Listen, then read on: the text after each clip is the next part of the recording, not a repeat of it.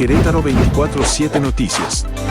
8-7, como siempre, gracias en este ya lunes 21 de abril del año 2025, y que me da mucho gusto saludar en esta mesa de trabajo, y le agradezco muchísimo a nuestro amigo y colaborador de este espacio de noticias, a mi querido licenciado Alfonso Poncho Rodríguez. ¿Cómo estás, Poncho? Buenos días. Aurelio Yayo Peña, amigos del auditorio. Ya saludas como político, así de, hola, ¿qué tal? ¿Qué tal? Mucho gusto. Foto, niño, niña. No, hombre. Oye, mi Yayo. Poncho Rodríguez, ¿cómo estás? Buenos días. Tristón, la ¿Por verdad. qué? Tú eres muy católico. Soy católico.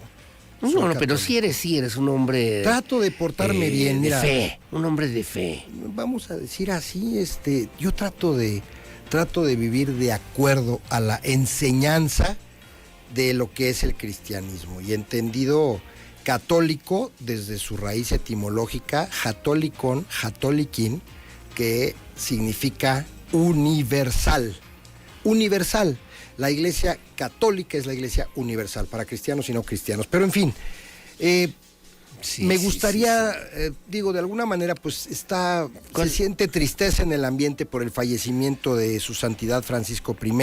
¿Y cuál es para ti el principal legado en la historia? Casi 12 años de pontificado, pero que fue un hombre, pues diría yo, sencillo, un hombre que habló con toda claridad y profundidad, que cambió radical también y sustancialmente formas que la Iglesia Católica tenía que asumir para poder adaptarse a los nuevos cambios del mundo moderno, mi querido Poncho Rodríguez. ¿Cuál sería la principal aportación? Creo, Aurelio Peña, que como bien lo apuntas, el legado de Francisco I, su santidad Francisco I, fue una gran cercanía con la feligresía, con los fieles cristianos, una gran cercanía con otras denominaciones cristianas y con otras religiones, siguiendo en cierta manera la pauta que marcara San Juan Pablo II. Sí. En este orden de ideas, de sus legados teóricos más bonitos que tuve ocasión de leer, de disfrutar y sobre el cual he tenido ocasión de meditar, hay una encíclica que se llama Fratelli Tutti, Todos Hermanos. La pueden bajar de internet, Todos Hermanos. Esta encíclica la escribe su santidad Francisco I, la escribe junto con líderes de la religión musulmana y líderes de la religión judía, del judaísmo, incluso del judaísmo hasidiano, que es un ala muy conservadora de la fe judía. La síntesis de este hermosísimo documento, que no tiene desperdicio, es que se debe privilegiar el diálogo, el entendimiento. Diálogo significa a través del logos, entenderse unos a otros. Puedes no estar de acuerdo, y lo hemos dicho muchas veces, con lo que otros piensan. Yo no estoy de acuerdo con lo que piensa mucha gente, y sin embargo hay que respetar la forma de pensar de los demás, y esta diversidad nos nutre, esta diversidad como sociedad nos enriquece, Aurelio Peña. Yo recomiendo esta encíclica Tutti Fratelli. Está en internet. Ajá, y se puede incluso hasta escuchar. Es algo tan hermoso, es algo tan bonito lo que hay en ese mensaje, que es, vamos a decir, en un crisol se funde lo más hermoso de todos los credos, que es un monoteísmo, un solo Dios, y todos hermanos, hijos de ese Dios, aunque lo veamos distinto. ¡Qué belleza! Mira, Juan Pablo II fue un papa muy cercano a la feligresía, pero Francisco I es un papa que predicó con su acción desde el primer día del pontificado. Él renunció a utilizar crucifijos de oro con pedrería costosísima, claro. Los anillos carísimos. Él prefirió traer una cruz de palo. Dice, la cruz de Cristo era una cruz de palo. Fue un hombre profundamente jesuita, luchando contra la ignorancia. Fue el primer jesuita que se convirtió en papa, por cierto. Siempre fueron la conciencia de la iglesia los jesuitas, para muchos, y pues su santidad no dejó de serlo. Es un papa que denunció las desigualdades, denunció las injusticias, pero él, con su testimonio personal de vida, más allá de palabras convincentes, su personal testimonio de vida dio muestra patente de esa intención de humildad, de sencillez. Incluso su sepultura, por voluntad de él, junto con otros 14 papas, será en Santa María la Mayor, no en el Vaticano. Él pidió ser sepultado en Santa María la Mayor, un templo que él solía visitar en los poquísimos viajes que hizo al extranjero, entre ellos uno a México y ellos. Sí, así es, en el 2016. En el 2016. Así es. Su santidad pidió ser sepultado con su madre santísima, allí por su gran devoción a la Virgen María. Es un papa que no estuvo exento de polémica, decíamos, profundamente argentino, profundamente latinoamericano, profundo aficionado al San Lorenzo, de donde era miembro de número en ese club de fútbol. Un papa que nunca dijo: vamos a bendecir las uniones entre personas del mismo sexo, empero sí dijo: es tiempo de poner el debate y es abrir el diálogo con este tipo de convivencias, porque todas las personas tienen derecho a una protección por parte de las leyes civiles. Algunos sectores de las alas más conservadoras de la clerecía criticaron estas expresiones, pero él se acercó mucho a las personas con diferentes orientaciones sexuales, sí, claro, sobre todo. Y siempre fue respetuoso.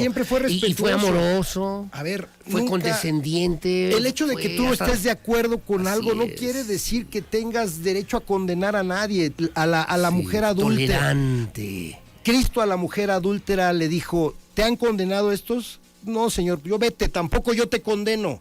Sí. El mensaje principal: el que esté libre de pecado, que tire la primera piedra. Claro. Entonces el mensaje es de perdón, de misericordia, de amor.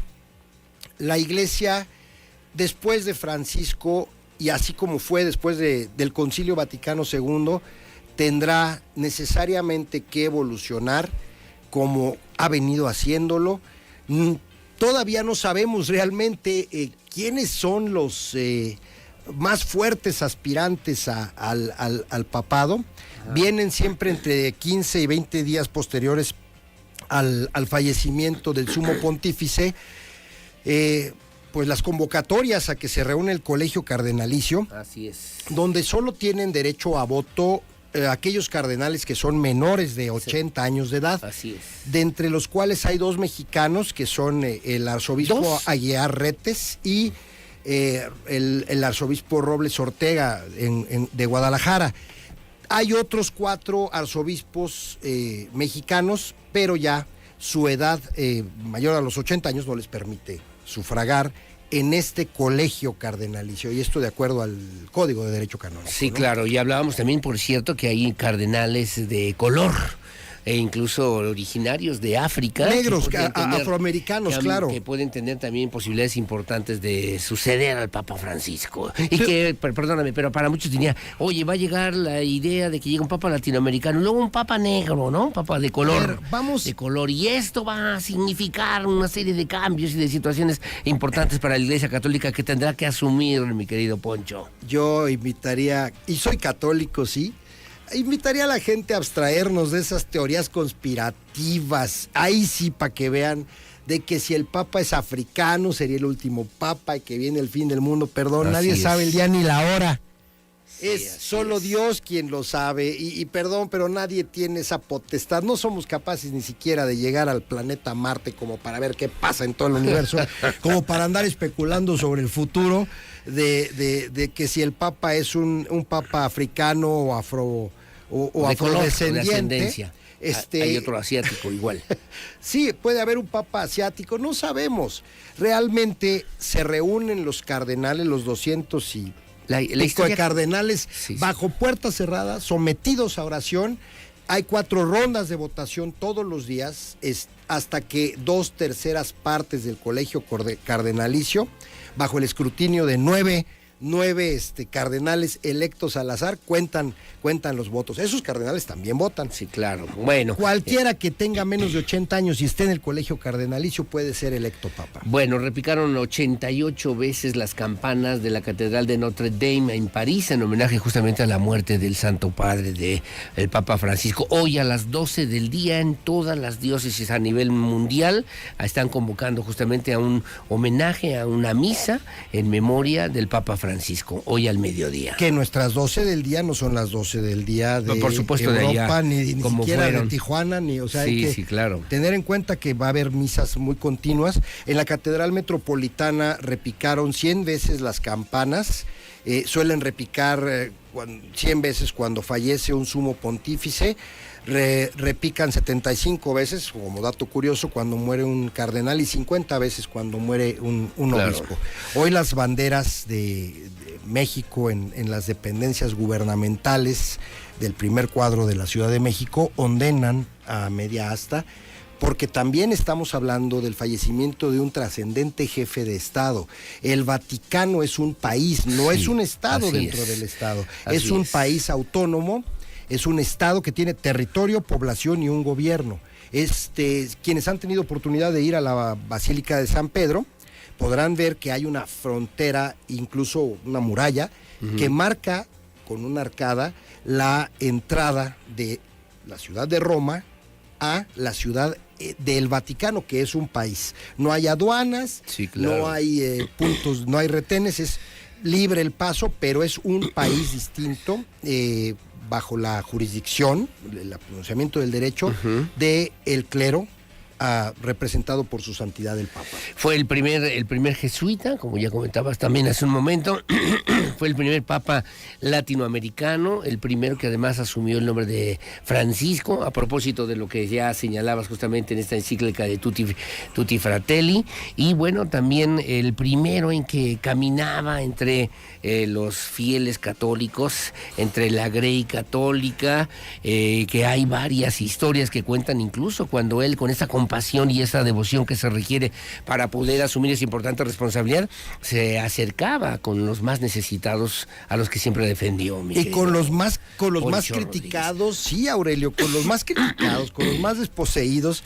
Y ya que hablas de esta cercanía popular que tenía su santidad, hay anécdotas de que él, en lugar de subirse a la limusina papal, él prefería tomar el metro y le gustaba andar en la calle, cosa que bueno, ya no fue posible. Fue muy criticado, por cierto, en Argentina, porque nunca regresó. Durante su pontificado él nunca visitó Argentina. Fue muy criticado por tener amistad o cercanía con la familia Kirchner. Vamos, no estuvo exento de polémica, pero creo que lo más digno de ser resaltado es ese cristianismo tan genuino, es esa constante sonrisa, es el decirle feo a lo feo y bonito a lo bonito. Sí, claro. Era un gran orador, era... La verdad, un papa muy carismático, ha sido un papa... Después de Juan Pablo y después de lo que habíamos pasado con Benedicto XVI, como que el mundo necesitaba también una imagen, el mundo católico por lo menos necesitaba una imagen más cercana, diferente, un poquito también disruptiva, no sé si lo podemos decir de esa manera, mi querido me gusta el término que manejas, disruptivo. Y mira, los argentinos tienen esa cualidad, no son disruptivos. Hoy vemos a Milei, que fue un presidente disruptivo, no ha sido ajeno a polémica, hay quienes lo aman, hay quienes lo odian. No significa ser disruptivo que sea efectivamente que necesariamente sea lo mejor y lo más... El amigo de todos, ¿no? Pero era un papa que fue distinto a muchos de los mensajes y discursos. Sin duda, papales, ¿no? un papa muy ignaciano, un papa profundamente jesuita. Los jesuitas, tú lo sabes, han sido la conciencia de la iglesia. Gústele a quien le guste. Siempre han denunciado y han verbalizado todo lo que no es correcto. Y bueno, no fue la excepción el Papa Francisco desde el trono de San Pedro, en el cual, por cierto, no le gustaba mucho sentarse. Sí. Era un hombre tan humilde. Sí, sí. Decíamos hace rato, él prefirió una cruz de palo, ¿no? Decía, es que yo quiero una cruz de palo. La cruz del Señor fue de palo, no fue de pedrería y diamantes. De madera. Y de oro, ¿no? Sí, claro, en esta visión de esta iglesia católica también hasta cierto punto revolucionaria que también necesitaba el mundo moderno. Estuvo en México, en la Ciudad de México, estuvo en el Estado de México, en Chiapas, en Michoacán, en Chihuahua, del 12 al 17 de febrero del 2016. Me llamó la atención porque tuvo reuniones, además de con obispos, adultos mayores, con enfermos y también con presos. Con presos, personas privadas de su libertad, así como también con migrantes a los que siempre apoyó durante sus casi 12 años de pontificado, finalmente, mi querido Poncho Rodríguez. Muy cercano al... Pues descansa en paz, ¿no? A ricos y pobres. Él descansa en paz, Cumplió con su ministerio, lo hizo bien, lo vamos a echar en falta. Y pues nosotros los católicos estamos llamados a no especular sobre profecías de Nostradamus y cosas raras y superchería. Estamos llamados a esperar vivir el duelo que vive la iglesia con tranquilidad. Para su santidad Francisco, esta es una Pascua que coincide con su Pascua eterna, claro, ¿no? El paso de esta vida a la otra. Yo creo que él cumplió con su ministerio desde sacerdote hasta sumo pontífice. ¿Viste la película de los dos papas? Sí. Hay que verla. Muy divertida. Porque además él fue muy condescendiente también con Benedicto XVI. Pues mira, pues condescendiente o no condescendiente, fueron ambos, tenían sellos distintos, caracteres distintos. Condescendiente, quiero decir, respetuoso. Respetuosos. Fue amable, fue gentil. Ambos fueron respetuosos, ¿no? Él siempre llamó a Benedicto su hermano. Sí. Siempre llamó a Benedicto su hermano. Benedicto no pudo continuar por las razones que hayan sido. Su salud no se lo permitió. El Papa Francisco, ya de él, también de su renuncia, ya se hablaba por el agravamiento de su estado de salud, pero pues bueno, hoy el Padre Eterno lo ha llamado a ocupar un espacio por allá, donde pues los que creemos en la vida eterna, pues probablemente nos encontremos con este gran y otros grandes personajes. Bueno, pues como siempre, gracias, mi querido Poncho Rodríguez. Gracias. Alfonso Poncho Rodríguez. Aurelio Yello Peña. Igualmente, mi querido abogado y amigo, colaborador en este espacio de noticias. Son las 8 de la mañana con 24 minutos. Déjenme hacer una pausa comercial. De regreso voy a platicar con la senadora Betty Robles. Lo haré vía telefónica, precisamente a propósito de dos temas. Uno que tiene que ver con pues la temporada de incendios que se viven en muchos estados de la República, en varios estados de la República, pero también en Querétaro, y luego también pues la agenda en el Senado de la República a propósito de estas relaciones bilaterales entre México, la Comunidad Europea, la Unión Europea, pero también entre México y Estados Unidos. Hacemos una pausa, 8:25 de la mañana, regresamos enseguida con más. Querétaro 24/7 Noticias.